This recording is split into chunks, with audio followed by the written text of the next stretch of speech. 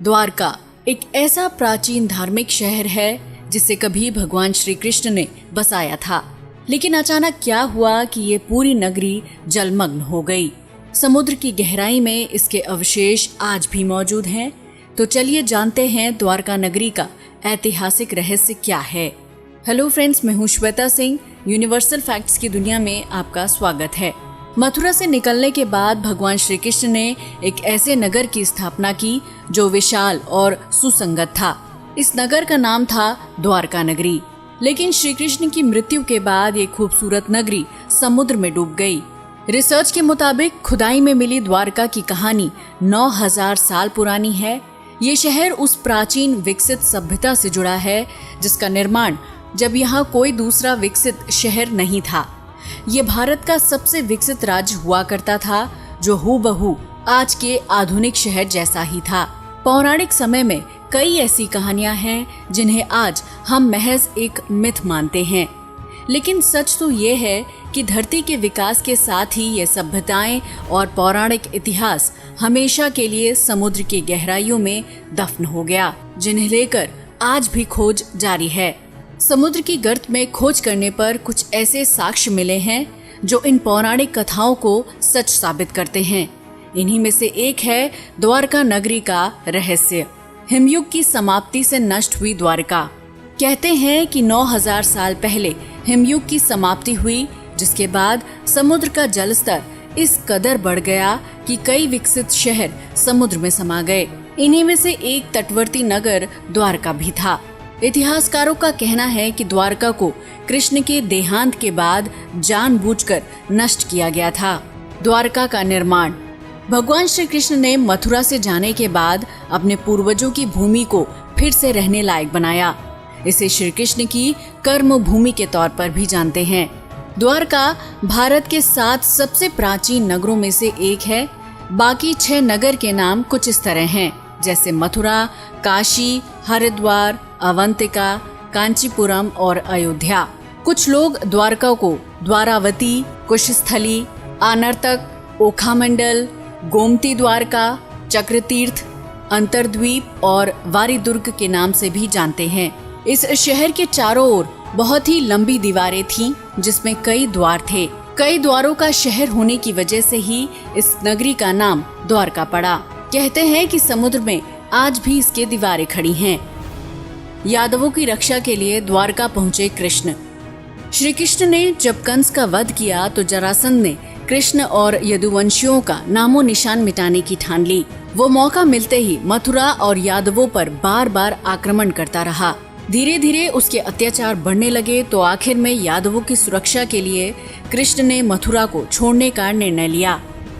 कृष्ण के देहांत के बाद द्वारका का क्या हुआ?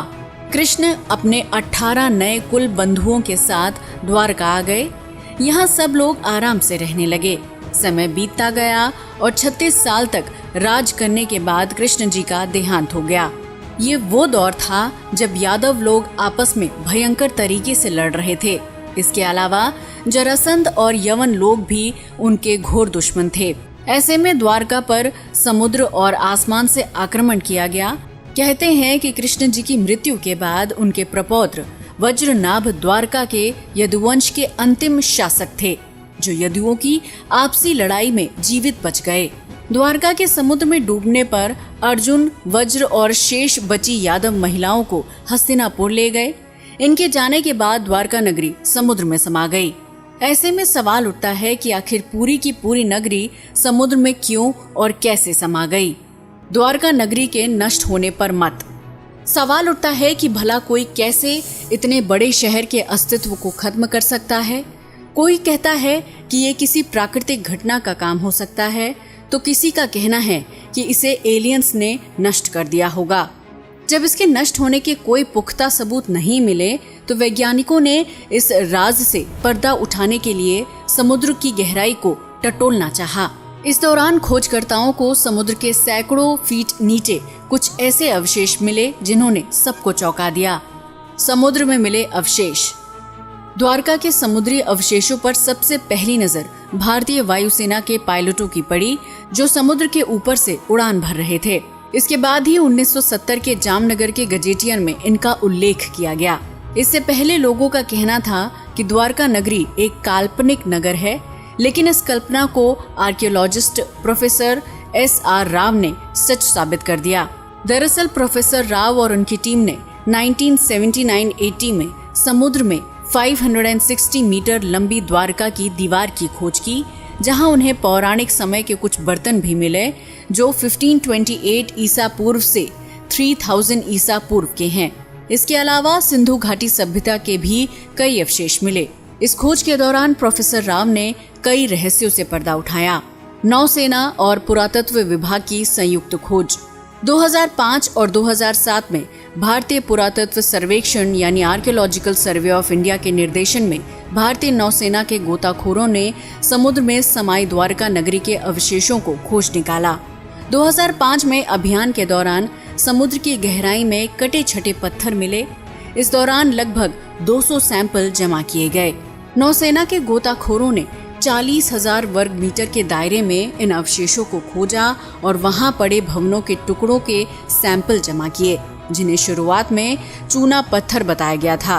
बाद में आर्कियोलॉजिस्ट्स ने बताया कि ये टुकड़े बहुत ही विशाल समृद्धशाली नगर और मंदिर के अवशेष हैं। इन सैंपल्स को देश की लेबोरेटरी में भेजा गया। वहीं खोज से जुड़े आंकड़ों को कई राष्ट्रीय और अंतर्राष्ट्रीय विशेषज्ञों के सामने भी पेश किया गया। इन विशेषज्ञों में अमेरिका, इजराइल, श्रीलंका और ब्रिटेन के विशेषज्ञ भी शामिल थे। सैंपल्स को विदेशी प्रयोगशालाओं में भेजने का असली मकसद था इन पर किसी भी तरह का कोई शक न रहे, सारी भ्रांतियां दूर हो जाएं। द्वारका पर रिसर्च। 2001 में सरकार ने गुजरात के समुद्री तटों पर प्रदूषण से होने वाले नुकसान का पता लगाने के लिए national institute of ocean technology को चुना।